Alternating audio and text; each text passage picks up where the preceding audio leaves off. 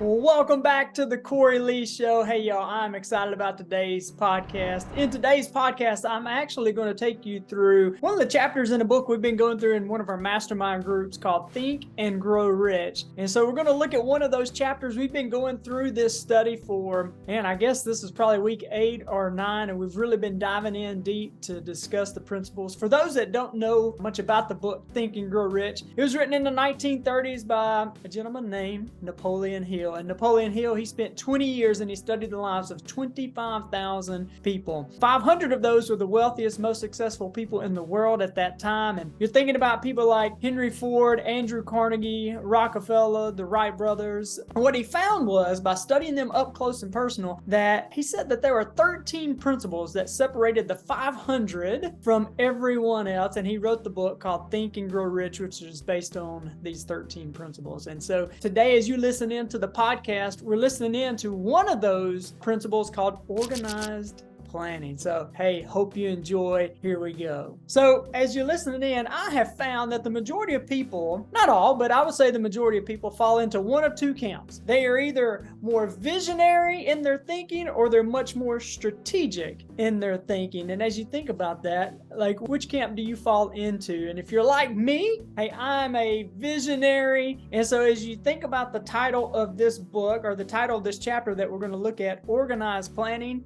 you're probably like, boo, boring, where's all the fun stuff? Well, I want you to know that organized planning and planning, that's what makes or breaks the fun stuff and makes it a reality. I love what Dwight Eisenhower said. He said, in planning for battle, I've always found that plans are useless, but the planning is indispensable. That's an interesting statement. And we're going to dive into that a little bit. Around January every year, many people across the globe, they set what we call New Year's resolutions. Some people talk about losing weight. They talk about becoming more fit. Maybe some set financial goals or family goals. Some set their aspirations to launching their new business or to be intentional about their growth within their own company. And according to research, the most popular New Year's resolutions are health related, followed by saving money and to quit smoking. How about that? Here's what they found is 23% of people quit within the first week. And only 36% make it past the first month. That means at the end of the first month, already 64% of people have already quit. They found that 9% actually keep their New Year's resolution.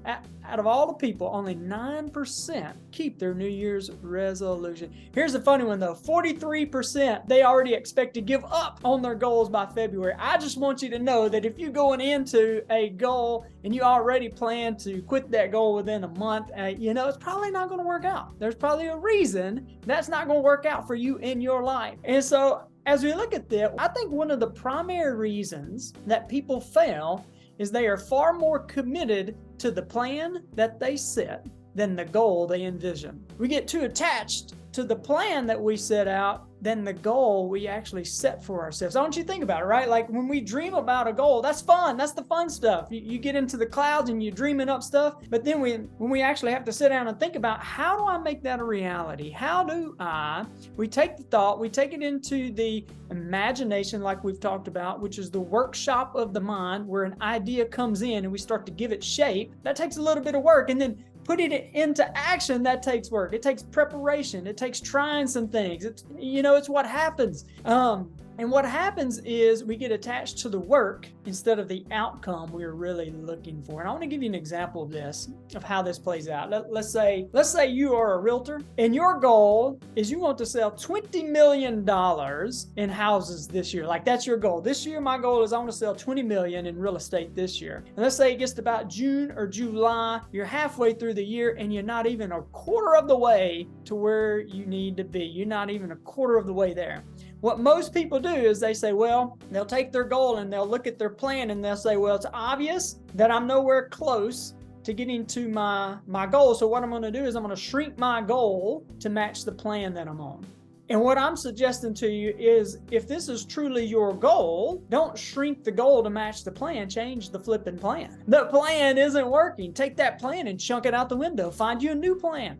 If that plan doesn't work, take it and chunk it out the window. Persist without exception in finding a plan that will take you to the goal. Don't shrink the goal to match the plan you're on. Change the plan. In the book, he says it like this: temporary defeat should only mean one thing, the certain knowledge that there is something wrong with your plan. A quitter never wins, and a winner never quits. So as you're listening to this podcast, I want to take you actually through about 3 different assessments here. And this is, if you're in a space to actually write and take notes or really capture your thoughts on this, I truly want you to look at this, and I want you to look at yourself directly in the eye and to the best of your ability to answer these honestly. Now, whenever I do leadership training with companies and we do awareness type things, one of the things I always say, anytime we do awareness things that bring awareness, especially awareness to areas of weakness or blind spot, we do not play the shame game, the judgment game, or the blame game. We play the awareness game. It's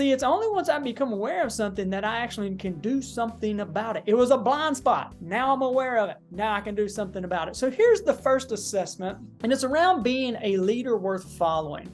So first off, know that there are 2 people in this world. There are 2 kinds of people in this world. You got leaders and you have followers. And I just want you to know there is no shame in being a follower. That's all right. But if you're listening to this podcast, I'm going to go out on a limb and say you are a leader. And this world is in need of leaders who stand on truth and justice, who have clean hands and a pure heart, who desire to do big things in the world and to develop big people in this world. Here's what I want you to know, that the best leaders are once and for a time a follower. They become great leaders because they added value as a great follower. Here's how Bishop Fulton J. Sheen said it. I thought something very powerful related to this. He said, civilization is always in trouble when those who have never learned to obey are given the right to command. Man, come on, how about that? So here's 11 major attributes of being a leader.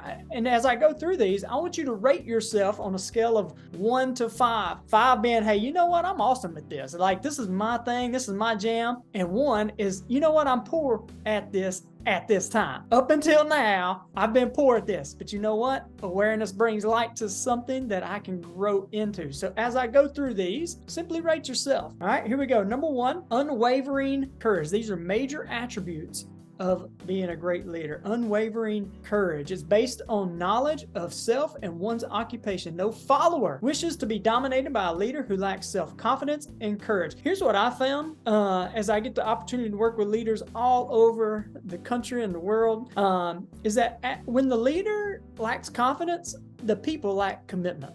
And that's what he's saying right here, is unwavering courage. Courage does not mean you don't have fear. We've talked about that in one of our previous episodes. Courage does not mean you have the absence of the emotion of fear. It's just doing it anyway. So here we go. Number 2, self-control. People who cannot control themselves can never control others. Self-control sets a mighty example for one's followers, which the more intelligent emulate. You, my friend, are the hardest person you will ever lead. I am the hardest person I will ever lead. It's easy for me to get on a podcast. It's easy for me to stand up in front of a group of people and should all over you. You should do this and you should do that, and not should on myself, to actually follow through on what I say I should be doing. We have this tendency to judge other people based off of what they did, and we judge ourselves based off of our intentions. I intended to do this. A leader, they are disciplined. Discipline is the ability to give yourself a command and follow through on that command. Here we go. Number 3, having a keen sense of justice. Without a sense of fairness and justice, no leader can command and retain the respect of his or her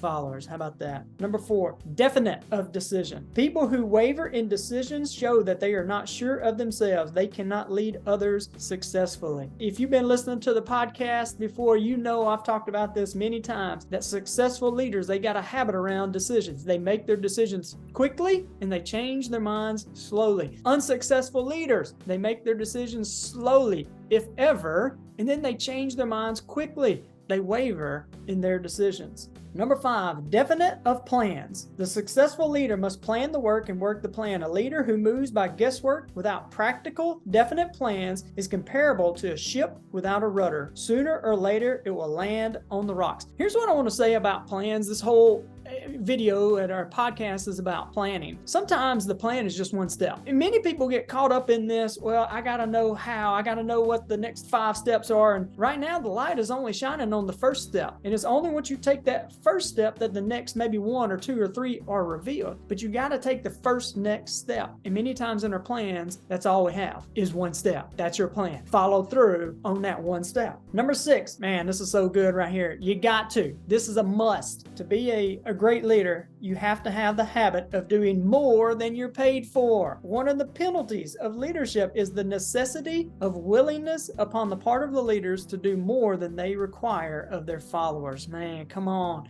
Your people will never go beyond what you're willing to do. The people will never extend themselves. They'll never be more enthusiastic than the leader. The leader, you are the lid on your team. Your team will never surpass your ability to lead it. My team will never surpass my ability to lead them. Number 7, you got to have a pleasing personality. No slovenly, careless person can become a successful leader. Leadership calls for respect. Followers will not respect leaders who do not score highly on all factors of a pleasing personality. Here's the reality. People will not go along with you if they cannot get along with you. It's just a reality. Many people say, well, I don't need anybody. I'm telling you, yes, you do. You got to have people, and people have to like you, right? Man, there's so much more I want to say about that, but we got to keep moving on. Here we go. Number 8, sympathy and understanding. Successful leaders must be in sympathy with their followers. Moreover, they must understand them and their problems. One of the hardest parts about being a leader is you got to get close to people. The only way to lead people well is by getting close to them. That allows you to know how to lead them. Number 9, mastery of detail. Successful leadership calls for mastery of details of the leader's position. Know it inside and out. Number 10, willingness to assume full responsibility. Successful leaders must be willing to assume responsibility for the mistakes and shortcomings of their followers. If they try to shift this responsibility, they will not remain leaders. If followers make mistakes and become incompetent, you know what? It's the leaders who failed. A great book on this is Extreme Ownership. For those who have or have not read that, great book on taking full responsibility for everything in your world. Number 11, last one, cooperation. Successful leaders must understand and apply the principle of cooperative effort and be able to induce followers to do the same. Leadership calls for power, and power calls for cooperation. How about that? So how did you do, right? Like you're rating yourself on a scale of 1 to 5, 5 being you are awesome, like everybody in the world needs to learn from you. No. And a 1 is just, at this time, that's just something you need to work on. Again, we don't play the blame game, shame game. We play the awareness game. Here's the second assessment.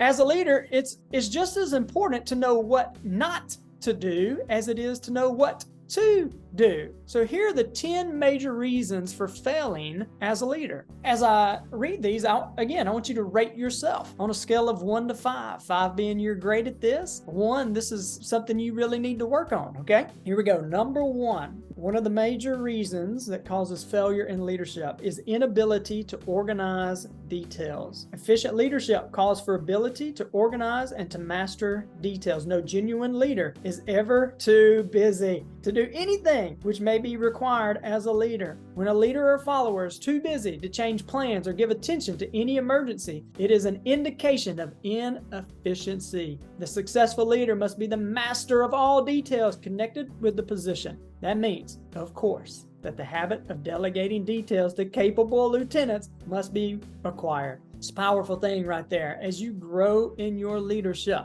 as you go up and up and up in your leadership, it's not so much about your ability to get things done. Most leaders, they are playmakers, right? We talked about being great followers for first and for a time. It's because you can make things happen. As you grow up in your leadership, it's not so much about your ability to make things happen, but your ability to make things happen through other people. He's talking about these inability to organize details, but delegate those details. Being too busy means you got your hands on too much stuff. You got to empower, you got to delegate. Number 2, unwillingness to render humble service. Truly, great leaders are willing, when the occasion demands, to perform any sort of labor that they would ask another to perform. The greatest among ye shall be the servant of all. Come on, that's the truth that Jesus talked about. Number 3, a failure, right? This is a reason for leaders to fail. The expectation of pay for what they know, instead of what they do with what they know. Come on, y'all. You got to do something with the knowledge that you acquired. Yeah, I am a content junkie. I listen to stuff like this. I listen to podcasts. I watch the videos. I read the books and go to courses. But as a content junkie, what you going to do with what you're learning? You got to do something with it. It pays, right? The world does not pay for what people know. It pays them for what they do or induce others to do with what they know. Number 4, oh man, come on. Fear of competition from followers. Y'all, if you're not secure enough in your ability to lead and empower other people, get out of leadership. I'm just telling you. It's only once you become secure in your ability to lead that you will begin to empower other people well. I see this as the biggest issue in leadership, insecure leaders. They have this fear that people are going to outdo them. And so in their insecurity, they do not empower other people. It's like I see Bob over there. Bob's talented, or Sally, she's talented. If I begin to empower her, what if she outdoes me? And so what happens is we position ourselves to where Bob or Sally needs me. Like I'm only going to give them just enough information to do the task. I'm only going to resource them just enough to do the task. I'm going to provide them what they need to do the task. But if they want to go beyond that, they're going to need me. It's only once you become secure in your leadership that you will begin to empower people. When I'm secure in my ability to lead, I don't care if Bob and Sally goes on to outperform me because I'm going to keep climbing my mountain. I want to see them climb their mountain. And the shift in mindset I want us to have is to have a fathering and mothering attitude towards those that we lead. I want you to think about that. Like our kids, when I'm outside playing basketball with them, I'm not going to compete against them in such a way to hold them back that they never beat me at basketball, but I am going to compete with them in such a way to make them better. We got to shift our leadership from competing with the people that we're supposed to lead, in a way that holds them back. We want to see them get better. We want to see them improve. We want to see them to go on to do incredible things. But it's only once I become secure in my leadership that I'll begin to empower people properly. I'll resource them well. I'll give them all the information they need. I'll give them all the tools that they need to go on to do amazing things. All right, let's keep trucking. Number 5, lack of imagination. Without imagination, leaders are incapable of meeting emergencies and of creating plans by which to guide followers effectively. Number 6, selfishness. Leaders who claim all the honor for the work of their followers are sure to be met by resentment. Really great leaders claim none of the honors. They are content to see the honors go to their followers. Man, that's true. Number 7, how you doing, all right? How you doing? This is number 7. Intemperance.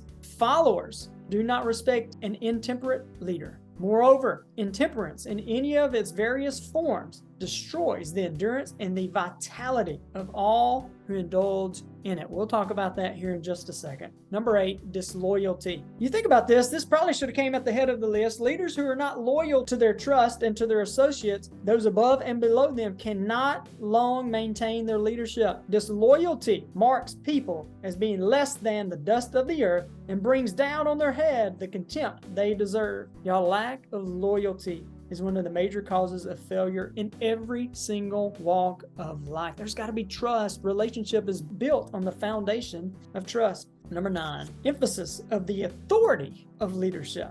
See, efficient leaders lead by encouraging, not by trying to instill fear in the hearts of their followers. Leaders who try to impress followers with their authority come within the category of leadership through force rather than encouragement. Real leaders have no need to advertise the fact except by their conduct, their sympathy, their understanding, fairness, and a demonstration of knowledge of the job. It's about making things happen.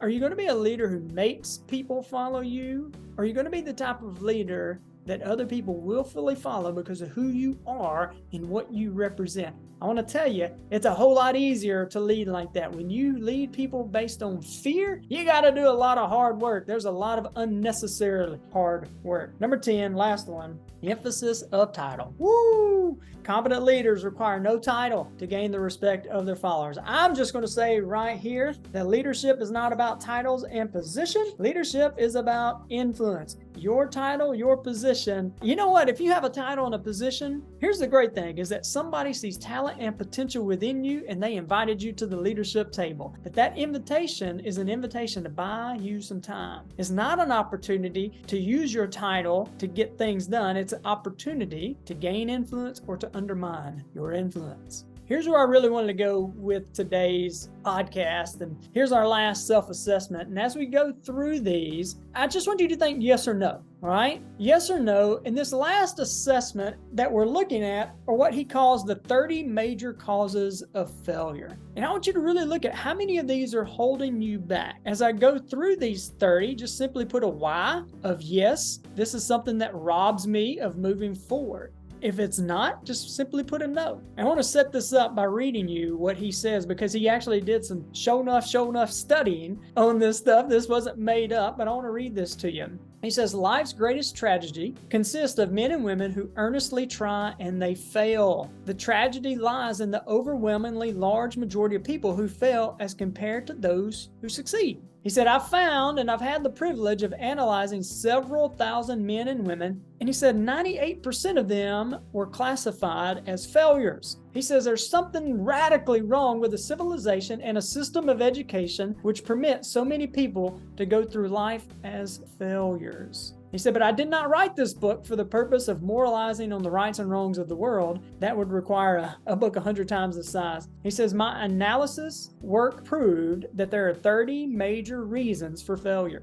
So I want to read these to you, and I want you to check yourself. A Y of yes. This sounds like me. This is something that has been robbing me of moving forward. Or no, this is not true for me. Number one, unfavorable hereditary background. Honestly, this is the way he describes this is somebody that's maybe got a mental illness, somebody that's maybe mentally challenged. He talks about this is a real thing. It honestly holds people back who are mentally ill or mentally challenged. But there is a way around this, and that's to surround yourself with people who are gifted in the areas that you need those giftings to help you move forward. Number two, lack of a well-defined purpose in life. Yeah.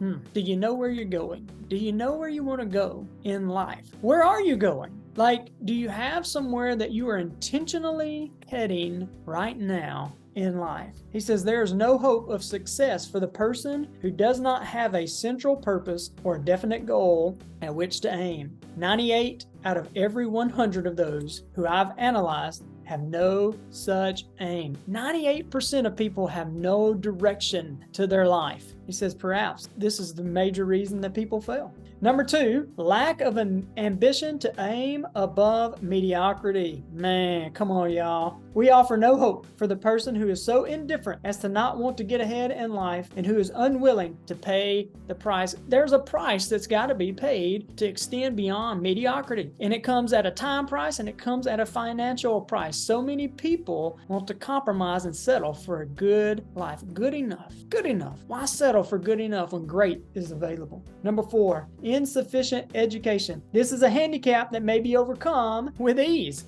It really is. Experience has proven that the best educated people are often those who are known as self-made or self-educated. It takes more than a university degree to make one person educated. Any person who is educated has learned to get whatever they want in life without violating the rights of other people. How about that? Education consists not so much of knowledge, but of knowledge effectively and persistently applied. People are paid not merely for what they know, but more particularly for what they do with what they know. All right. Number five, lack of self-discipline. Discipline comes through self-control. This means that you must control all negative qualities. Before you can control conditions, you must first control yourself. Self-mastery is the hardest. I already said you are the hardest person you will ever lead. If you do not conquer self, you will be conquered by self. You may see it, one and the same time, both your best friend and your greatest enemy by stepping right in the front of a mirror. And you'll see your best friend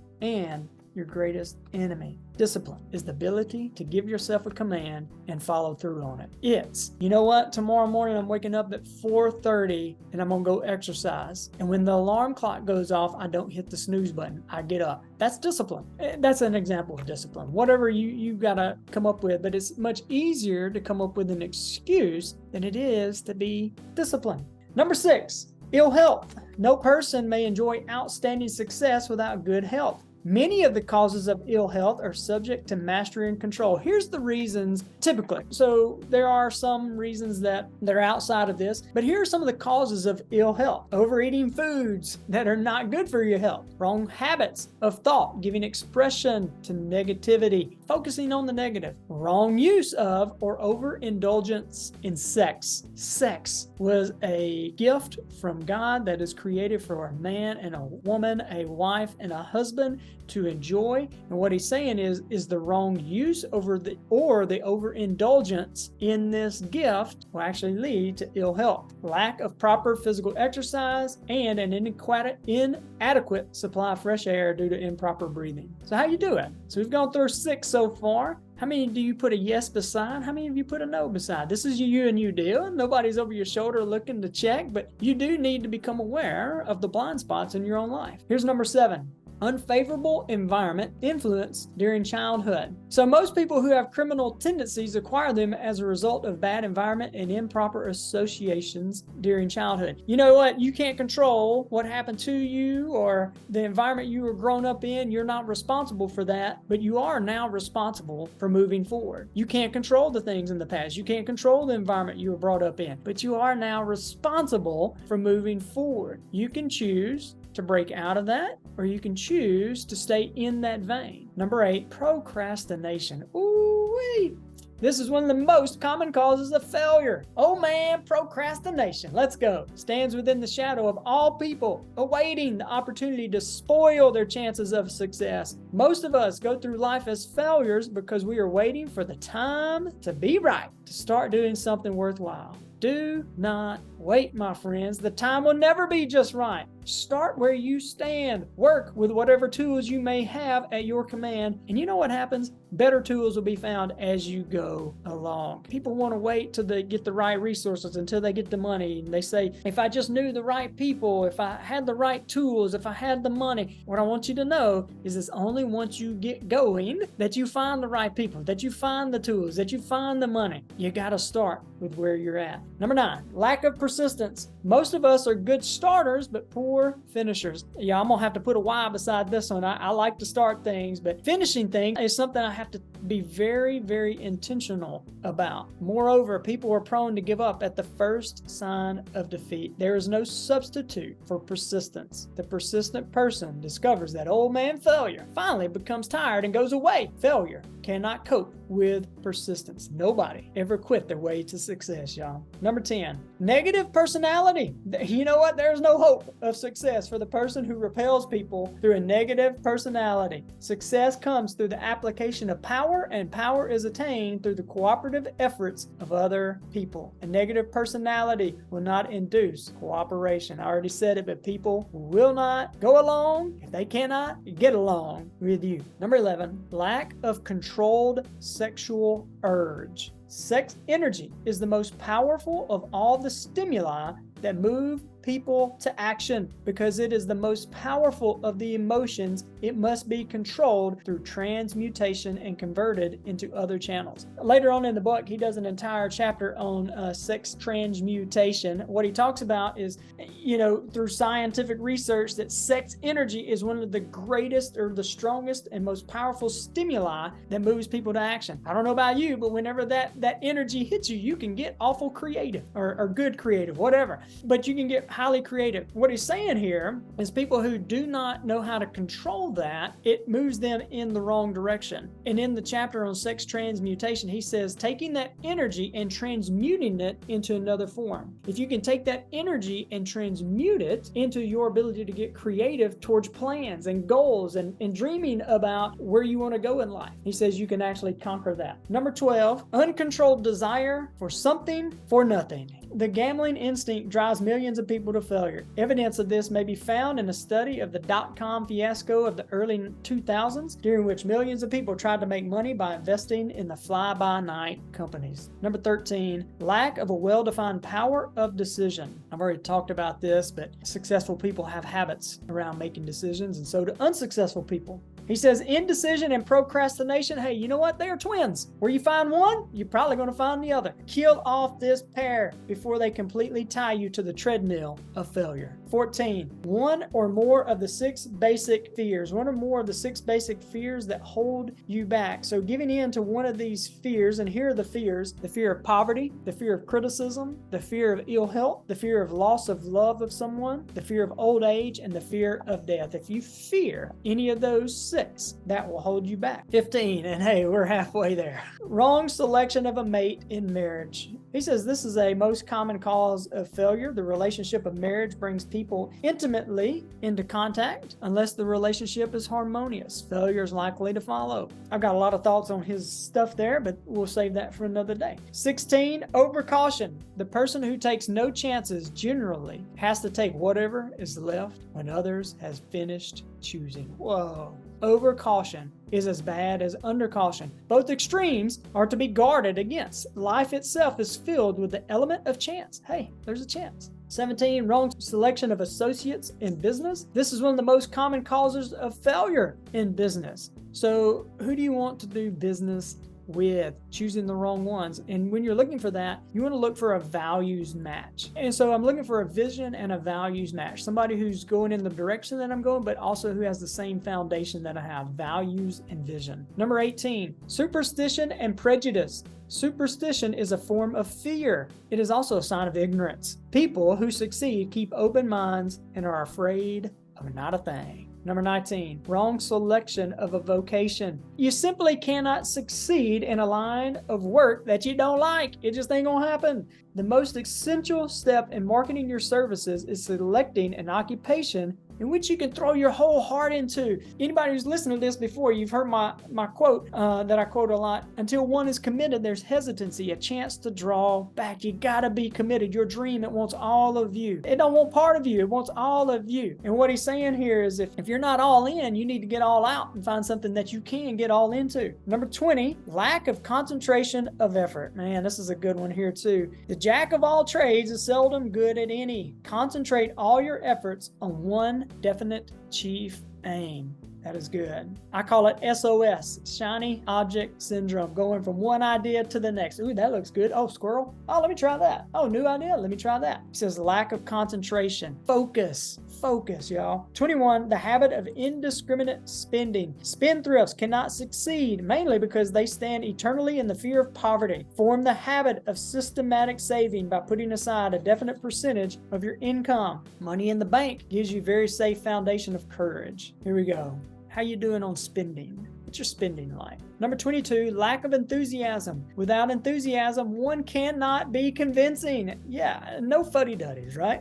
Moreover, enthusiasm is contagious. You are contagious. Like, you want to be sitting, like when people come into your presence, they should leave with something deposited into them. You are contagious. You are contagious. And people are not going to catch something from people who are fuddy-duddies, who are just like blah, going through life. People don't want to catch anything from that. Number 23, intolerance. The person with a closed mind on any subject seldom gets ahead. Intolerance means that one has stopped acquiring knowledge. I want you to listen to this. The most damaging forms of intolerance, that means people who are closed-minded, are those connected with religious, racial, and political differences of opinion. I'll let that sit there. 24, intemperance. The most damaging forms of intemperance are connected with overeating, drinking too much alcohol, and sexual activities. Overindulgent in any of these is fatal to success. Almost there, y'all. 25, inability to cooperate with others. More people lose their positions and their big opportunities in life because of this fault than all other reasons combined. It is a fault which no well-informed business executive or leader will tolerate. You got to get along with people. I don't know how many times we said that one in this one. Possession of power not acquired through self-effort is number 26. This means you're trying to get quick rich schemes that has just been handed to you. You don't know what it's like to work for it. Number 27, intentional Temporal dishonesty. There is no substitute for honesty. One may be temporarily dishonest by force, but there is no hope for the person who is dishonest by choice. Sooner or later, your deeds, they're going to catch up with you, and they will pay. You will have to pay by loss of reputation or even loss of liberty and freedom. 28, egotism and vanity.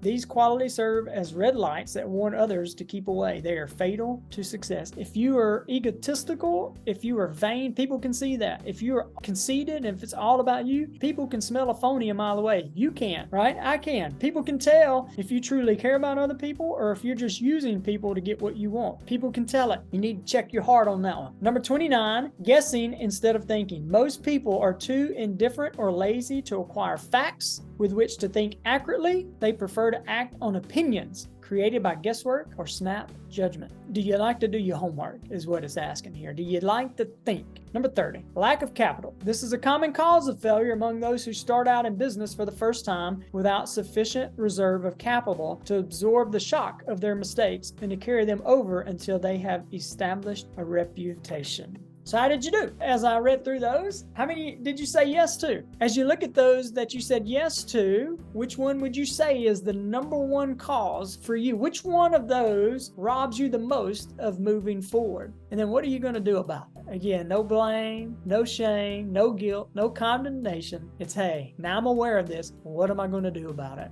Hey, I hope today has added value to you. Make sure you like and subscribe so you can stay up to date with the latest episodes of the Cory Lee Show. And hey, I'd love to hear your comments. I'd love to hear what you're taking away, what your one key takeaway is. I would love it if you would help me to get this message out. You can share it with a friend or a family member. And so, hey, appreciate you guys. I hope you have an awesome, awesome day, and God bless.